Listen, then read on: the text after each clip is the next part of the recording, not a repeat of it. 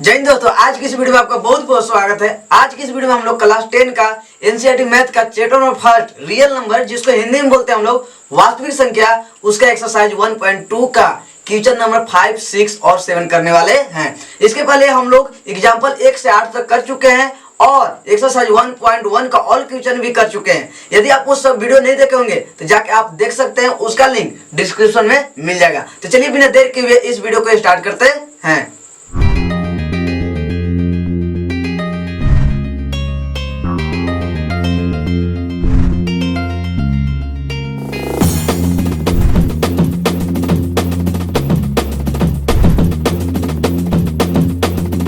Question number 5 को पढ़ लेते हैं। क्वेश्चन नंबर 5 में बोला जा रहा है आपको कि जांच कीजिए कि क्या किसी प्राकृतिक संख्या n के लिए संख्या 6 के पावर n अंक 0 पर समाप्त हो सकती है। देखिए क्वेश्चन समझिएगा। अब क्वेश्चन के बारे में हम आपको बताएं तो जो एग्जांपल नंबर 5 था सेम क्वेश्चन नंबर 5 है। तो देखिए क्वेश्चन समझने का प्रयास कीजिए। वहां हम बताए थे, वहां जो एग्जांपल नंबर 5 में है कि 4 के पावर n, हम बताए थे कि यदि इसका अगर n के जगह 1 रख दीजिए, 2 रख दीजिए, 3 रख दीजिए, प्राकृतिक संख्या कोई भी रख दीजिए, तो अगर इसका लास्ट अंक 0 यानी इकाई अंक 0 पर समाप्त हो तो उस जो संख्या जो टोटल आएगा वो कितना से भाग जाएगा? 5 से। और आपको अच्छा से हम करवाए थे कि कोई भी दुनिया की संख्या है और उसका इकाई अंक 0 है तो वो 5 से भागा जाएगा। तो यहां भी बात किसका किया है? तो 6 के पावर n। अब n की जगह एक प्राकृतिक संख्या हो सकता है। प्राकृतिक कहने का मतलब 1 से शुरू होगा, कहां तक जाएगा कोई पता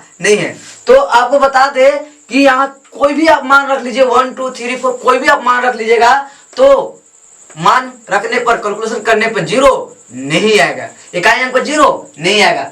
यदि हम लोग मान के चलते हैं, देखिए ध्यान से, अब इसको सोल्व करें तो देखिए मान लेते हैं कि मान लीजिए कि 6 के पावर n पर कोई 0 आता है। लिखते हैं यदि 6n अंक 0 पर समाप्त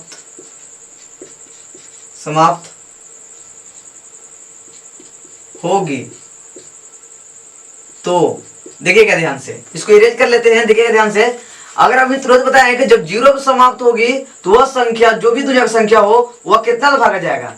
5 से भागा जाएगा। तो क्या बोल रहे हैं कि यदि 6 के पावर n अंक 0 पर समाप्त होगी तो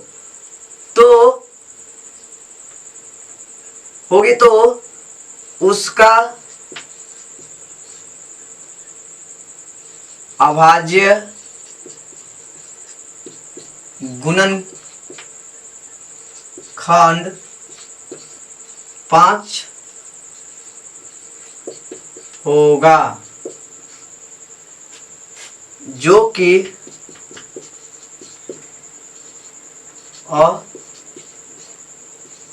असंभव है।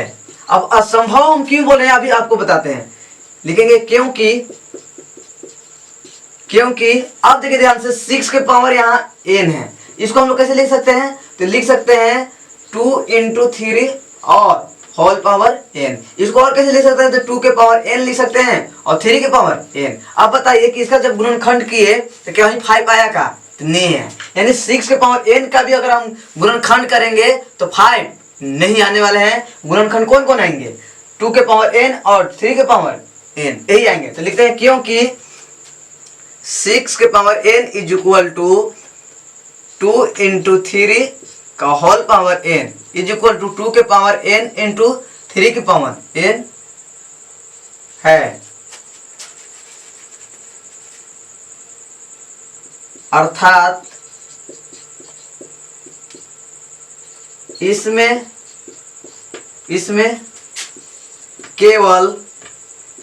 केवल 2 और 3 ही गुणनखंड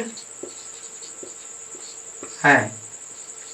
ये आपका क्या हो जाएगा? करेक्ट आंसर हो जाएगा। रीजन भी हम लोग ऐड कर दिए और बता भी दिए कि जो अगर 0 पर समाप्त होगा तो कितना उसका गुणनखंड कितना होना चाहिए, 5 होना चाहिए, जो कि क्या है, असंभव है, क्योंकि इसका अगर गुणनखंड करें तो 2 के पावर n और 3 के पावर n ही मिलेगा।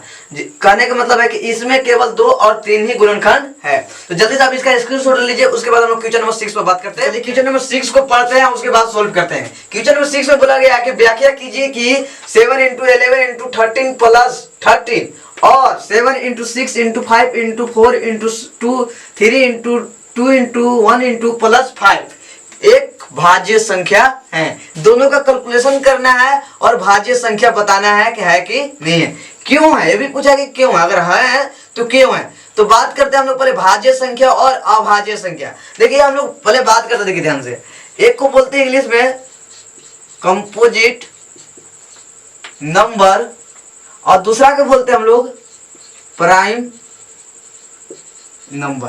पहले समझते हैं ये दोनों को, उसके बाद हम लोग को क्लियर समझ में आएगा कि एक्चुअल में इसको क्या बोला गया है। देखिए ध्यान से, पहले हम लोग प्राइम संख्या की बात करें, जिसको हम लोग हिंदी में क्या बोलते हैं, हिंदी में लिख देते हैं हिंदी में अभाज्य संख्या, और इसको बोलते हैं हम लोग भाज्य संख्या, जो हमारा क्वेश्चन में है। पहले हम लोग प्राइम नंबर के बारे में बात करते हैं, अभाज्य संख्या। तो अभाज्य संख्या वैसे संख्या होते हैं जो केवल और केवल एक और खुद वाला नंबर से भाग जाते हैं। जैसे हम लोग बात कर लेते हैं, देखिए ध्यान से, कुछ एग्जांपल ग्रुप में बात करते हैं, जिसमें 2 का हम लोग बात कर लें तो 2 एक ऐसा नंबर है, 2 का अगर बारे में हम बात करें तो 2 एक ऐसा नंबर है तो केवल 2 और 1 से भागा जा सकता है। और बात करते हैं एग्जांपल में 3, तो 3 एक ऐसा नंबर है जो खुद 3 से और 1 से भागा जा सकता है। और हम लोग बात करते हैं 5 का, तो 5 केवल 5 से और 1 से भागा जा सकता है। अच्छा, बात करते हैं 7 का, तो 7 केवल 7 से जा सकता है या फिर 1 से जा सकता है। 9 के बात करेंगे तो 9 खुद से जा सकता है, 1 से जा सकता है, 3 से भी जा सकता है, इसलिए 9 नहीं होगा। यानी 11 के बात करें तो 11 की बात करें तो खुद 11 से जाएगा और फिर 1 से जाएगा। यानी आपको यहाँ क्लियर अब समझ में आ चुका होगा कि जो भी अभाज्य संख्या होते हैं उसका गुणनखंड 2 ही होता है। सभी में देखिए, सब में 2 2 मिल रहा है, यानी अभाज्य संख्या के गुणनखंड कितने होते हैं, 2 होते हैं। आप सिंपल सा बोलिए कि जब अभाज्य संख्या के गुणनखंड 2 होते हैं तो इसमें भाज्य संख्या गुणनखंड कितना होंगे, तो 2 से अधिक होंगे। कैसे, चलिए हम लोग बात करते हैं। पहले हम लोग भाज्य संख्या के बारे में, तो भाज्य संख्या करने का मतलब भाग लग जाना, कोई भी नंबर से भागा अगर लग रहा है तो क्या हो जाएगा, भाज्य संख्या हो जाएगा। जैसे हम लोग बात कर लेते हैं 4 के, तो 4 के अगर हम लोग बात करें तो 2 से भी भागा चल जाता है, 1 से भी भागा चल जाता है और खुद से भी भागा चल जाता है। देखिए इसका गुणनखंड क्या हो गया, खुद 2 अंक से बड़ा हो गया, 2 गुणनखंड से क्या हो गया, बड़ा हो गया। इसके बाद करते हैं हम लोग 6 के, तो 6 का अगर भागा करेंगे ना हम लोग तो 2 से जा सकता है, 3 से जा सकता है और फिर खुद से जा सकता है और फिर 1 से भी जा सकता है। यानी अगला हम लोग बात करते हैं तो कितना हो जाएगा, 2 से जा सकता है, 4 से जा सकता है, उसके बाद खुद से जा सकता है 8 से या फिर 1 से जा सकता है। यानी अब क्लियर आपको समझ में आ गया होगा कि भाज्य संख्या का गुणनखंड 2 से अधिक होते हैं और अभाज्य संख्या का गुणनखंड केवल 2 ही हो सकते हैं। कौन, एक खुद और फिर एक, बात समझ में है ये चीज। तो आपको भाज्य संख्या और अभाज्य संख्या आपको क्लियर हो चुका होगा। तो चलिए हम लोग इस पर बात करते हैं। तो एक क्वेश्चन सिंपल सा है कि 2 संख्या दिया हुआ है यहाँ पर और यहाँ पर, ये दोनों का कैलकुलेशन करना है और देखना है कि दोनों का गुणनखंड 2 से अधिक हो रहा है या फिर 2 हो रहा है। अगर 2 से अधिक होगा तो भाज्य संख्या होगा और केवल 2 होगा तो क्या होगा, अभाज्य संख्या। तो जल्दी से हम लोग इसको इरेज कर लेते हैं, उसके बाद हम लोग क्या करते हैं, सोल्व करते हैं। तो यदि आप मेरे चैनल पर न्यू होंगे तो चैनल को सब्सक्राइब कर लीजिएगा और इस प्रकार के वीडियो चाहते हैं तो प्लीज इसको शेयर भी किया कीजिए, ठीक। तो हम लोग देखिए सोल्व करेंगे, तो सोल्व करते हैं लोग फर्स्ट नंबर। तो फर्स्ट नंबर मेरा क्या दिया हुआ है, तो दिया हुआ है 7 × 11 × 13 + 13। देखिए इसको जब हम सोल्व करेंगे, पहला नंबर तो यही है मेरा, सोल्व करेंगे तो देखिए प्लस का साइन आ गया, तो 13 इसमें भी है, 13 इसमें भी है, यानी 13 क्या कर लेंगे हम लोग, कॉमन कर लेंगे। 13 जब हम लोग कॉमन कर लेंगे तब बच जाएगा 7 × 11, 13 कॉमन कर दिए तो 1 बच जाएगा, अब यहाँ से भी 13 कर दिए तो क्या बच गया, 1 बच जाएगा।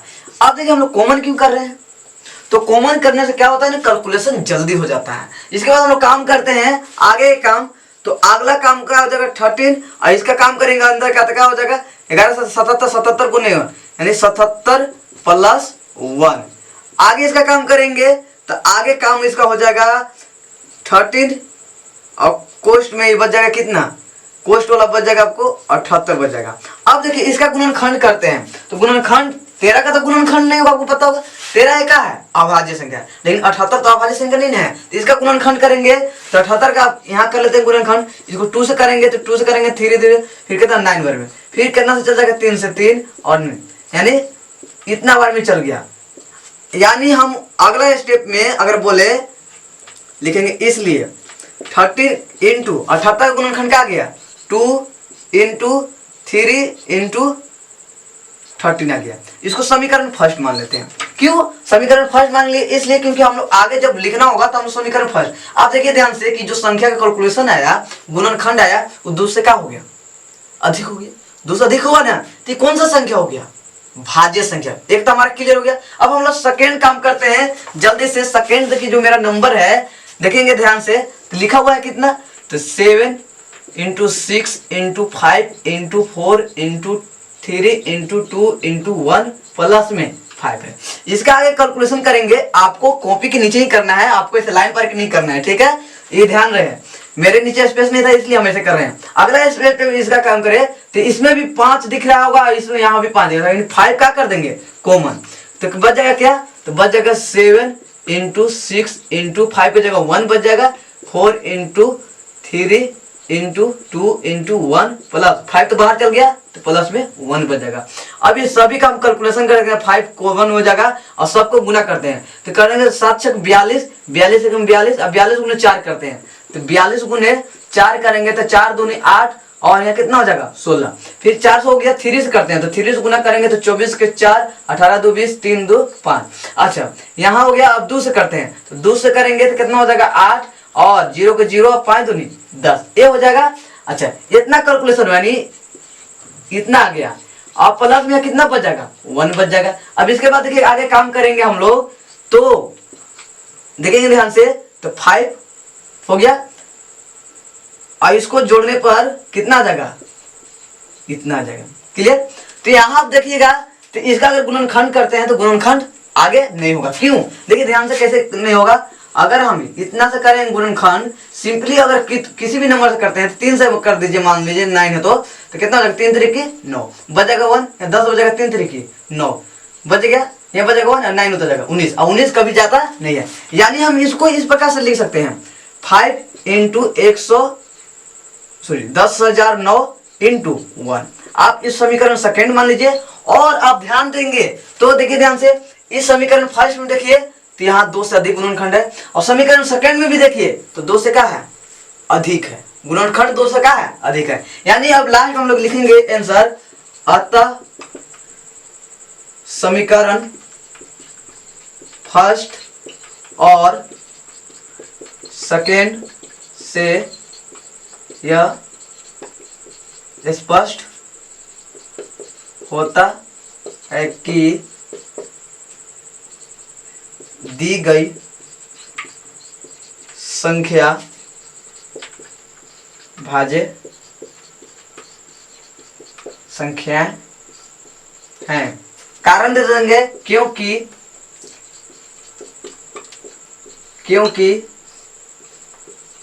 इनका गुणनखंड 2 से अधिक है। आपको क्लियर सभी चीज क्लियर समझ में आ गया होगा तो जल्दी से आप इसका स्क्रीनशॉट ले लेंगे। उसके बाद हम लोग क्वेश्चन नंबर 7 पर बात करते हैं। तो चलिए क्वेश्चन नंबर 7 को पढ़ते हैं, उसके बाद सॉल्व करते हैं। क्वेश्चन नंबर 7 में बोला है कि किसी खेल के मैदान के चारों ओर एक वृत्ताकार पथ है। एक खेल का मैदान है, वहां पे एक वृत्ताकार मतलब सर्कल टाइप से एक पथ बनाया गया है। इस मैदान का एक चक्कर लगाने में सोनिया को 18 मिनट लगते हैं। सोनिया कोई गर्ल्स है, सोनिया को कितना मिनट लगता है 18 मिनट, जबकि इसी मैदान का एक चक्कर लगाने में रवि को 12 मिनट लगते हैं। रवि को कितना मिनट लगते हैं 12 मिनट। मान लीजिए वे दोनों एक ही स्थान से और एक ही समय पर चलना प्रारंभ करके एक ही दिशा में चलते हैं तो कितने समय बाद वे पुनः प्रारंभिक स्थान पर मिलेंगे। चलिए क्वेश्चन को समझते हैं। एक चीज हम लोग समझते हैं, देखिए एक सोनिया है सोनिया है जिसको एक चक्कर लगाने में लगता है 18 मिनट। क्लियर। एक रवि है जिसको एक चक्कर लगाने में लगता है 12 मिनट। अब हम आपसे पूछेंगे कि इसमें फास्ट कौन है, ये दोनों का कंपेयर करके बताइए तो फास्ट कौन है। तो आपका जवाब रहेगा कि फास्ट ए है और स्लो ए है। क्यों? क्योंकि एक चक्कर ही 12 मिनट में कंप्लीट कर ले रहा है और इसको एक चक्कर करने में कितना लग रहा है 18 मिनट, तो स्लो हुआ ना। अब इसी प्रकार बात करते हैं कि एक वृत्ताकार पाथ है। वृत्ताकार करने का मतलब इस प्रकार, अब मान लीजिए इनका प्रारंभिक जो जहां खड़ा है वहां का ये पॉइंट, और यहां से दोनों चलना शुरू करते हैं।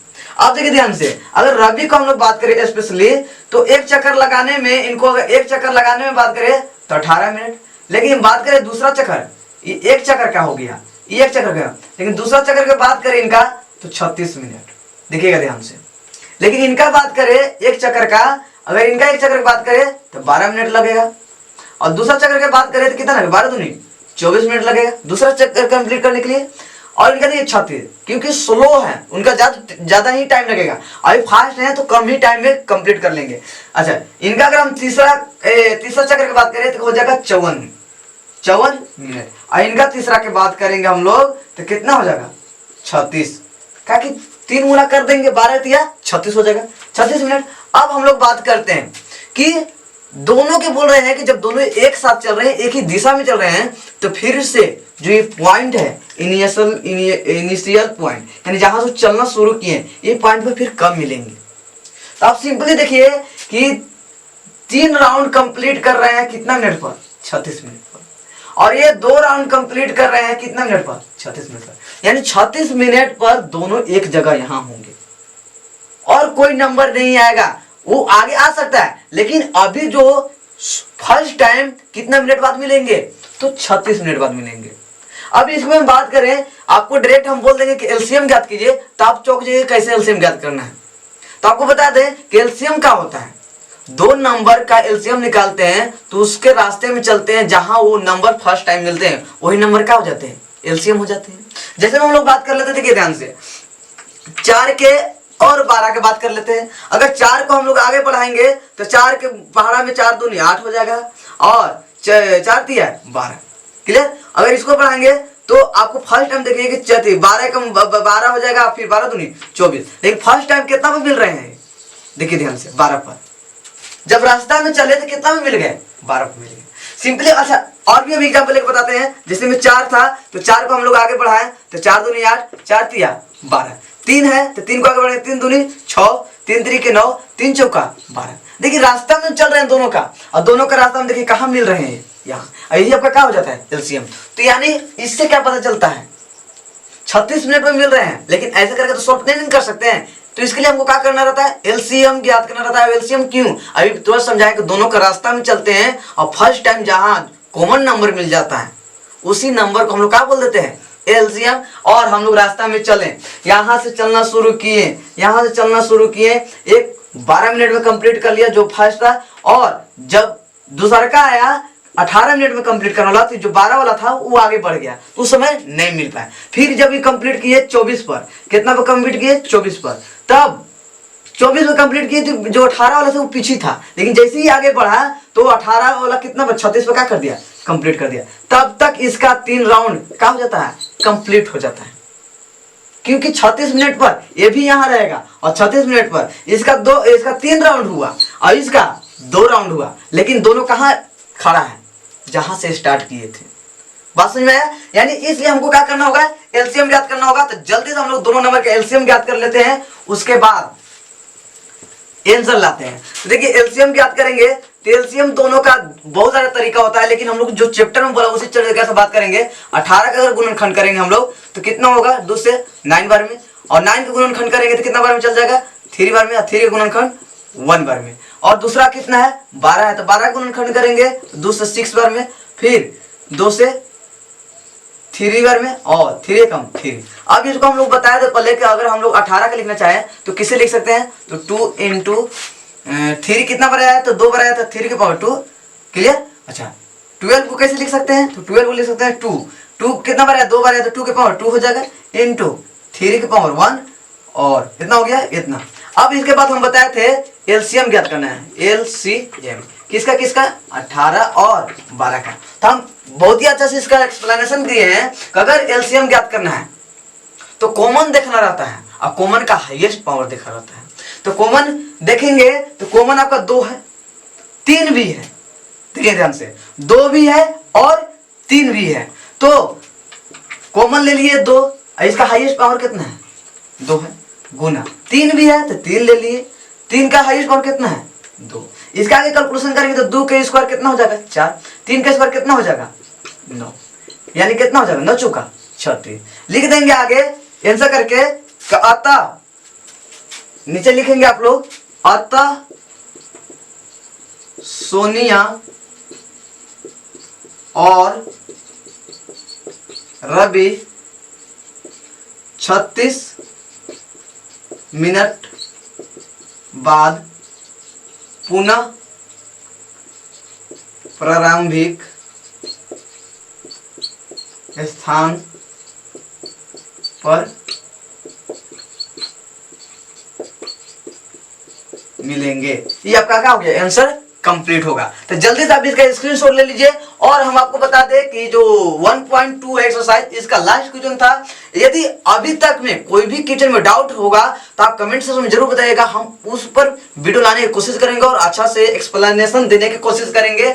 मुझे उम्मीद है कि आपको समझ में आ गया होगा। तो चलिए मिलते हैं नेक्स्ट वीडियो में किसी न्यू टॉपिक के साथ, तब तक लिए गुड बाय।